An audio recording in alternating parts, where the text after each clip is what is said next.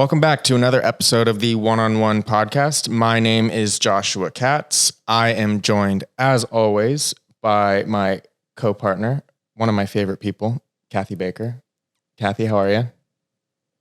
I'm great. You used your full name, Joshua, today. I did. I feel like nice. Yeah, official. It's I want to be a little more official. This is a big episode. Nice. I like that. And then in the background, we have Ryan Esteban, our producer, who makes everything look pretty. It's right. And sound pretty. Bartholomew. I'm just kidding. And lastly, we are joined by someone who we've had on before. She's a wonderful part of this company. It is Taylor Christensen, our Senior Director of Partnerships. Hey, everyone. How are you, Taylor? Excited to be back here. I'm doing good. And we have Taylor here for a specific reason because we have a very special guest on today's episode. And Taylor has built the relationship with this person and his company. And so we thought she would be a great voice to really lead this conversation. So Taylor, do you want to introduce our guest? Yeah, I'm excited to introduce one of my partners. I love all my partners, but this one in particular, we've been in a relationship for quite some time at a previous company. And then we brought it here to Realty ONE Group, and they're just doing so much to help our real estate agents. So we'll get into all the details in a bit. James Wong, CEO and founder of Maxa Designs. James, welcome. Hey guys. Hi. Hey, welcome. My favorite brand. I'm so happy to be here to talk about whatever you guys want me to talk about. James, why don't you start with introducing yourself? Let the audience know a little bit of your background and your story founding Maxa. Yeah. So I started in branding and marketing when I was 20 years old. I've actually run Maxa since I was 20. So I'm now 31. So it's been 11 years of working up, earning my stripes, working with the real estate industry, helping agents, teams, and brokerages develop their brand and their marketing campaigns. And I was actually inspired by when I was thinking about what I wanted to do with my career. I was thinking, what is like something really both creative and fun, but also has a lot of business strategy and thinking that I could mend together. And branding and brand identity development seemed like the perfect combination. And then I was taking different courses and leadership workshops on branding and for entrepreneurs. And I realized Disneyland did such a great job developing their brand. And the way they explained how their brand worked was so cool. It was very much like a human breaking down the social attributes, the emotional attributes, and the functional core attributes of their brand and their business. I just fell in love and decided to dedicate my career to branding and design, and then how the business all comes together. Can we backtrack though? You did this at 20 and you're now 31. Yes. I'm now 30. Do the math. Yeah. So what did you go to school for? I went to school for psychology. Okay. And I also studied theater and I did a bunch of fun stuff, and global studies as well. I studied in Spanish. For some reason I decided to minor in, but I always knew I wanted to be in business for myself. There was a way to add value to this world as an entrepreneur, and I decided branding would be it. And from there, just to fast track a little bit, I had a branding and marketing agency for the first 5 years, almost 5 years. And in that space or phase, I was working with primarily only real estate agents and real estate brokerages because my friends were in that space. Sure. And I saw the opportunity I could see the top producers and the top brokerages that spent time, put a lot of focus into their brand. And I could see why they were winning, especially in the Los Angeles luxury market versus not investing in their brand. And I said, wow, I'm learning so much from working with these top producers. Maybe I can survey all of them, put together a campaign that would work for other industries, other teams and brokerages. And that's how it started to snowball. And then eventually it turned into the One Design platform, the design platform, which happened in 2017, where we're working with brands to develop their identity, they needed a way for everyone in the organization or on the team. It could be a 10-person team, it could be a 20,000 person team, to get access to amazing branding, and then be able to customize it to what they need, to their local community, to their brand, and then be able to have alignment across the whole company with one brand, but with their own, for their individual needs. And that's when we built Maxa as a marketing design platform that Realty One has, called One Design. Do you guys maybe want to, like, obviously all of us on the call know the ins and outs of One Design, but maybe for the people in our network that are not currently using it, if you guys want to just give, I don't know, maybe a 30-second overview of what it is. I want to hear what Taylor, how she explains it, and then I'll explain it. Nice. How I explain it. Well, I loved one thing that you said about how you really focused and what your interest was in was brand identity, because I think that's what really sets our partnership apart from some other partnerships that we have, is that when we were onboarding together, you took me through this process and you're like, is the brand more feminine or masculine? Is it more maximalist or minimalist? Maximalist. Right. Sorry, and that's how I answered it. And you asked all these questions that I was like, oh, am I the one equipped to answer this? But we went through this whole practice, and then we brought Kimmy on as well. And you guys really understood like the psychology, the voice, the personality behind Realty ONE Group. And then you're able to multiply that and put it into a platform that makes it accessible for all of our real estate agents, which is like their dream when they come to Realty ONE Group. They see all the branding on the billboards and on the website and social media, and they're like, cool, I want my branding to look like that, but how do I do it? And now we have a solution. So our solution is, it's called Creative Studio for Realty ONE Group members. And it's a platform that has templated designs for everything you need marketing, digital ads, digital business cards, flyers, postcards, social media, listing presentations, everything you can think of. And the templates are able to be customized or morphed into like your personal brand. So we put enough Realty ONE Group branding in it, and we add in our data feeds. So we push in, right, the listings, the listing photos, your personal information, but then we give you the freedom to say, hey, I want mine to have a coastal look mixed with Realty ONE Group. I want mine to have more of this like East Coast polish look, or maybe I'm a luxury agent. And I think that's just the beauty of Creative Studio. Wow. You said it's so much better than I love the product. Did she pass? Yeah. So how would you explain it, James? No, you said it so well, Taylor. And for me, as someone who, when we designed the Creative Studio, it was like out of a napkin originally back in 2017. And it was literally to solve what Taylor said. But the way I would explain it is the Creative Studio is a marketing design platform. It's for marketing and design. And it's the platform that hosts everything for print, social, and email marketing. And now, as of last month, video marketing. And the idea, so we just launched video marketing. It's inside your guys' platform. We haven't been really pushing it because we've been testing it, but we do want, we're excited for a lot of the agents to try it out and see how it works. But the idea was to be able to empower the agents, empower yourself to get something done immediately instead of waiting on someone else to do it for you. And so if I needed a listing presentation, if I needed an open house flyer, I could just create it on my own with all the beautiful branding, because it's all the design work and the creative work, which is the hardest part, is preloaded and done for you. Now, all you have to do is go in and customize the content, the imagery, add your personal brand, and then you're ready to go. For whether it's for printing, for direct mailing, for social, your Instagram stories, or for HTML newsletters, whether you want to send a newsletter, and then video, which I'm not sure actually if Taylor wanted me to announce that. So I kind of bit my tongue as I shared it.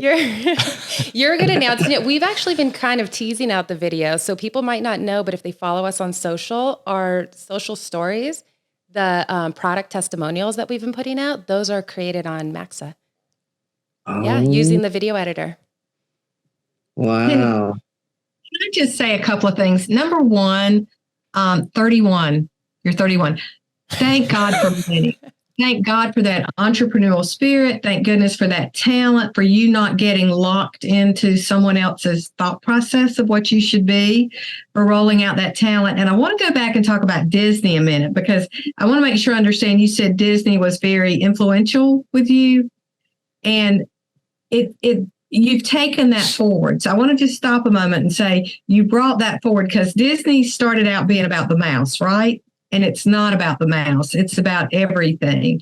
And I think maybe, Taylor, the beauty of the partnership of these two is we are a lifestyle brand. We are not that one thing that this is what a realtor is supposed to look like. And what this partnership has done is given us different channels or different ways for realtors to express their brand identity and do it beautifully, do it compliantly, and do it very tastefully. So I'm just super excited about this. But good job for you for bringing that Disney philosophy all the way through what you're doing. Oh, thank you. I can share a little bit more just to give the audience an idea of how branding works and how Disney's taught it to me. Because if you guys look at functionally, we're all in the business of real estate sales or providing support and services to real estate agents who hang their license with that brokerage or that partner. Disney is a theme park.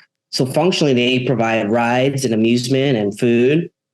But then they said, okay, well, like if we're going to differentiate ourselves and build a brand around a theme park. Well, sorry, let's take that back. I was talking about Disneyland. That inspired me, not the brand Disney. So I'm looking at just that business of Disneyland as a theme park. And they said, okay, well, emotionally, how are we going to make our customers feel that's different than Knott's Berry or Six Flags or Universal? And they started to think about, well, how do we want them to feel? And what are we going to craft? It's a created craft. And they said, well, we want them to feel like this is the happiest place on earth. And it was like, wow, the whole mission changed for that functional brand of a theme park to this is not just a theme park. This is the happiest place on earth. And they built the brand around it.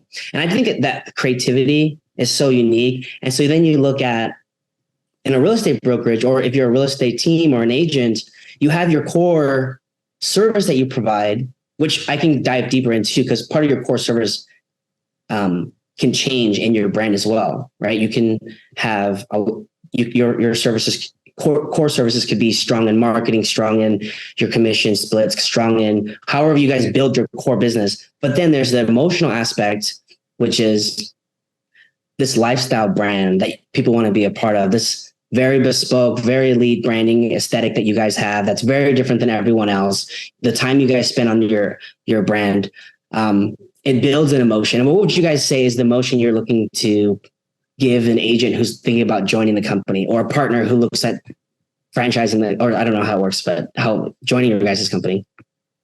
It's a good question.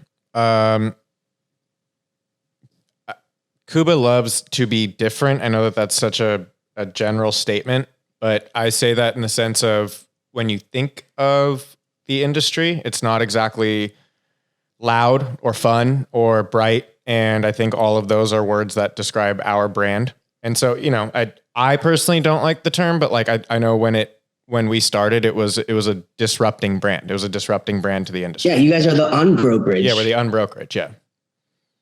And I love it. And you guys have culture. Yeah. And there's just this feeling that this company is way more conscious, way more cool, way more fun. And all those feelings I want to feel that you guys were able to illustrate and identify as part of your brand that emotionally connects with a lot of people. Sure. And again, with my experience, based on what Kathy wanted me to share, it's like I learned that you can build a business into an experience, into a brand from Disney, and anyone, whether you're a real estate agent, a team, a branch, can build a unique experience and then be consistent. Because one of the things I would say is marketing is an extraordinary commitment to. I would say here's how I would say it. Branding is an extraordinary commitment to creating a remarkable conversation. So, and marketing is that same extraordinary commitment to continuing that conversation. So you look at your brand. What is that extraordinary conversation or story about you guys? And then what's the remarkable commitment to sharing it through your marketing efforts or advertising efforts? Yeah. And could you argue that an agent can have the same exact mentality for their own business? 100%. Yeah. I want to go back to, Kathy's already brought this back, but like, you definitely have an entrepreneurial spirit. I mean, we've heard the word, a number of times just in the episode, and it's paid off. You're young, you're running a successful company, you're driven. It sounds like you are inspired by multiple things in your life. What's some advice you can give to a younger agent that just needs, a little bit of a push, or maybe needs like an attitude check or just a change in their mental state? Because you definitely have figured out that part, which is the hardest part for a lot of people. Yeah. And, I listen to so many amazing podcasts where they talk about these things, and everyone says it really well. So it's like, if you have a young agent who's listening to podcasts, watching interviews on YouTube, consuming content online, you'll get a lot of great advice and ideas of how to focus your context for your life. A lot of times people it's like easier nowadays because life is so easy. Like, you could push a button and food comes to you, or you could push a button and like get access to a movie. Right. Life has gotten so easy that people like tend to deter or stay away from things that are hard. But it's where things are hard is where opportunity is. So looking for things that are hard, like when I first started to try to work with Realty ONE Group, it was not that easy to get to work with Realty ONE because they have a Taylor and the vendor program. There's a lot that comes with trying to build a product or service that is acceptable to Realty ONE and what they allow into their organization. So things are hard. And so to be successful, you want to focus on things that are hard, do the hard things.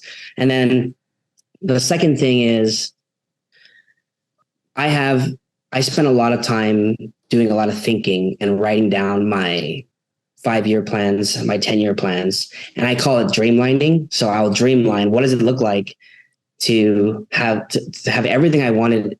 But I break it up into ideal. I call it Uberman, and then I call it perfection. So then I start to look at, okay, what does my ideal life look like? What does the Uberman of my life look like? And then what is the perfection?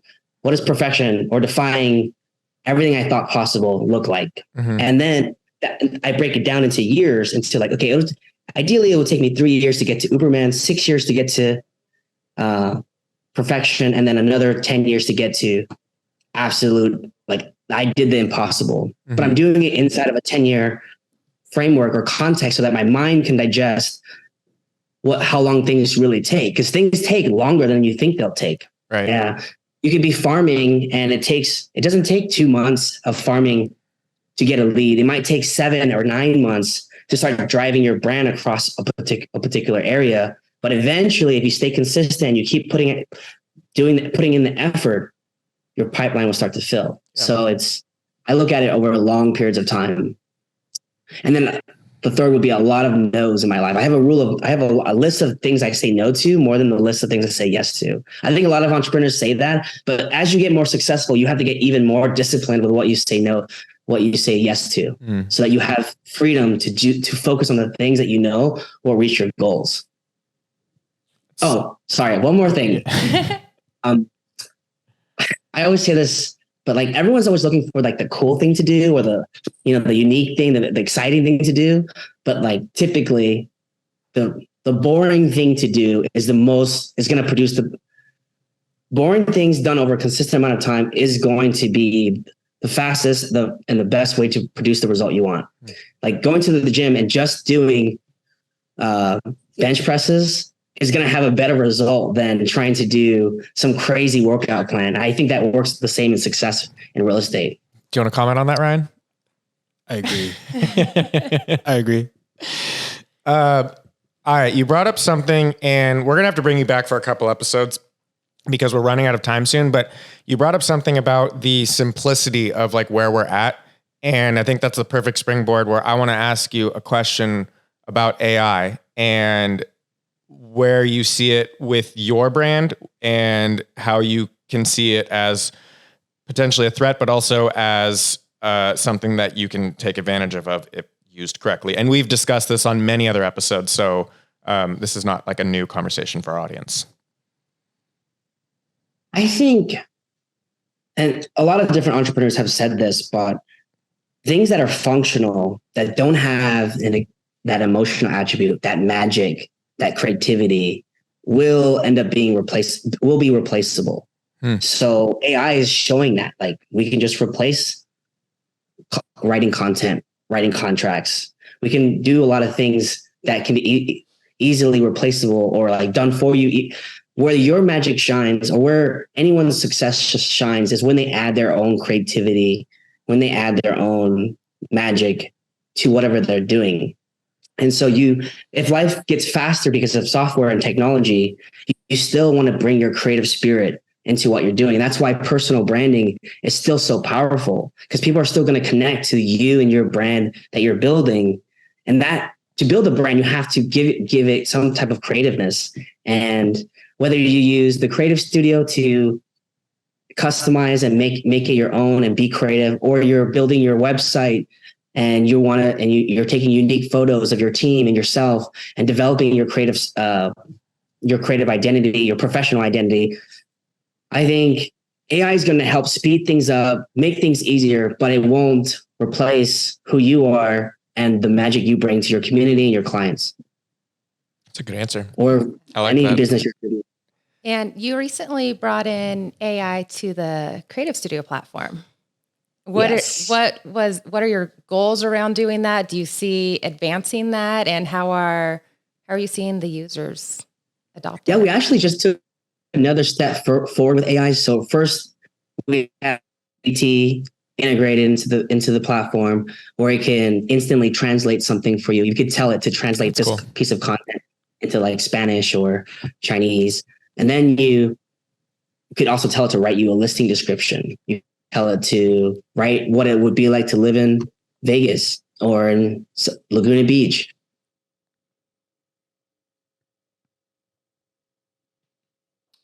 It could cost a lot of money to build something like that or buy something like that. But instead, we're like, the AI is doing it. It'll custom remove the background from your image, or remove any background from any image or headshot. And so we started realizing the AI can work with not only text, but also images. So now that we've added the ability to remove backgrounds from images, we now know, oh my gosh, maybe we can say, hey, tell the AI to remove some of my scars on my face. Or maybe I want to tell the AI to brighten up the whole image. And so it's going to start to do that. Mm-hmm. So we're now moving into using AI to affect or add your special effects to images, where you can, reduce the shine, reduce your blemishes. You can remove the lines from your face and just literally command it, and it'll do it for you. That's exciting. It is. It's really cool. Oh, Lordy, with realtors, that's dangerous. Realtors you don't recognize, so everybody buckle up. Well, it's like we're going from like the 1980s headshot that realtors use until they're in their 60s to now just having an AI generated photo. Like, that's where we're at. AI glamour shot. Lift and separate. I love, Josh, if I can interrupt just a second, yeah. I want to repeat a couple of things. Just for simplicity. Number one, I love you speaking to consistency, and the consistency in branding and giving yourself time to establish that brand. And I think what's super important, and you spoke to it with your personal career, and I think realtors, especially this time of year, is that time of reflection. That time of reflection to say, where did I start? Where am I now? And what got me here? And it's the consistency.